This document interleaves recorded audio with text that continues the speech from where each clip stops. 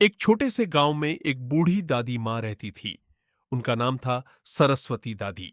उनकी उम्र लगभग 70 साल थी, लेकिन उनके हौसले किसी जवान इंसान से कम नहीं थे। दादी माँ का घर बहुत साधारण था। मिट्टी की दीवारें, खपरेल की छत और सामने एक छोटा सा आंगन। उनके पास ज्यादा पैसे नहीं थे, लेकिन मेहनत और ईमानदारी उनकी सबसे बड़ी पूंजी थी। गांव के लोग अक्सर कहते थे, इतनी उम्र में भी दादी आराम क्यों नहीं करती। लेकिन दादी मुस्कुराकर कहती, जब तक हाथ पैर चल रहे हैं तब तक मेहनत करना ही जीवन है। दादी का एक पोता था जिसका नाम राहुल था। राहुल पढ़ाई में ठीक था, लेकिन बहुत आलसी था। वह देर तक सोता, काम करने से बचता और हमेशा शॉर्टकट ढूंढता रहता था। दादी उसे रोज समझाती थी, लेकिन राहुल उनकी बातों पर ज्यादा ध्यान नहीं देता था। दादी का रोज का जीवन, हर सुबह दादी 4 बजे उठ जाती थी। सबसे पहले वे घर की सफाई करती, फिर गाय को चारा देती, कुएं से पानी लाती और उसके बाद खेत में काम करने चली जाती। गांव के कई युवा भी इतनी मेहनत नहीं करते थे जितनी दादी करती थी। एक दिन राहुल ने पूछा, दादी, आप इतनी मेहनत क्यों करती है?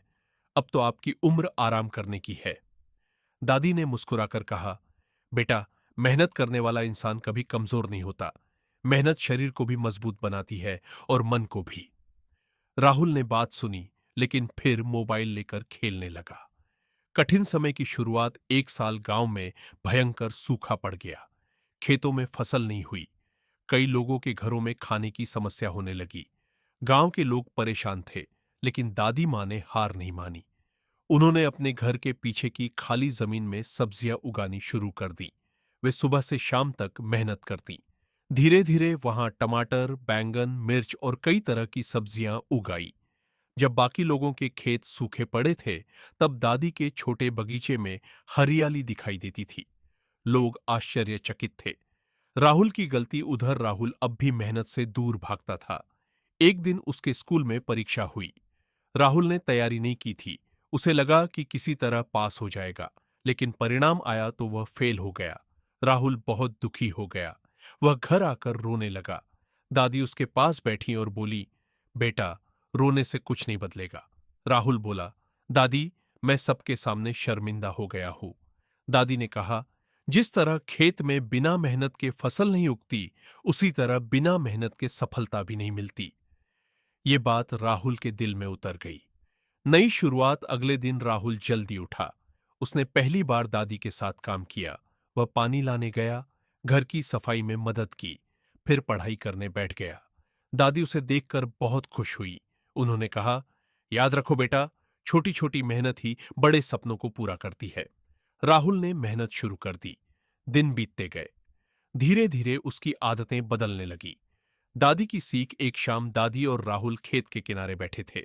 सूरज डूब रहा था। दादी ने राहुल से कहा, जब मैं जवान थी तब हमारे पास कुछ भी नहीं था। मैंने और तुम्हारे दादाजी ने दिन रात मेहनत करके ये घर बनाया था। कई बार भूखे भी सोना पड़ा, लेकिन हमने कभी हार नहीं मानी। राहुल ध्यान से सुन रहा था।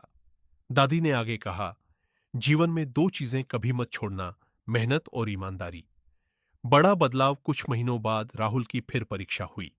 इस बार उसने पूरी मेहनत की थी। जब परिणाम आया तो वह अपनी कक्षा में प्रथम आया। पूरा गांव उसकी तारीफ करने लगा। राहुल सबसे पहले दौड़कर दादी के पास गया।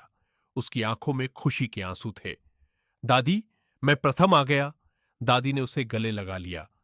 मुझे पता था बेटा, मेहनत कभी बेकार नहीं जाती।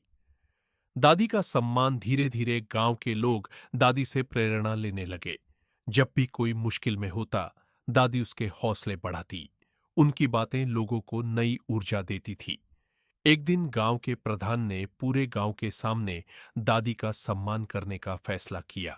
गांव के स्कूल में एक बड़ा कार्यक्रम रखा गया। सभी लोग वहां पहुंचे। प्रधान जी ने मंच पर कहा, हमारी सरस्वती दादी मेहनत, ईमानदारी और संघर्ष की मिसाल है। पूरा मैदान तालियों से गूंज उठा। दादी मंच पर पहुंची। उन्होंने सिर्फ एक बात कही, सफलता का कोई शॉर्टकट नहीं होता, मेहनत ही सबसे बड़ा जादू है। अंतिम संदेश, समय बीतता गया। राहुल बड़ा होकर एक सफल अधिकारी बन गया, लेकिन उसने कभी अपनी दादी की सीख नहीं भूली। जब भी कोई उससे सफलता का राज पूछता, वह कहता, मेरी सफलता का श्रेय मेरी दादी माँ को जाता है। उन्होंने मुझे सिखाया कि मेहनत करने वाला इंसान कभी हारता नहीं, वह केवल सीखता है और आगे बढ़ता है। और इस तरह एक मेहनती दादी माँ की सीख ने न सिर्फ अपने पोते की जिंदगी बदली, बल्कि पूरे गांव को मेहनत का महत्व समझा दिया।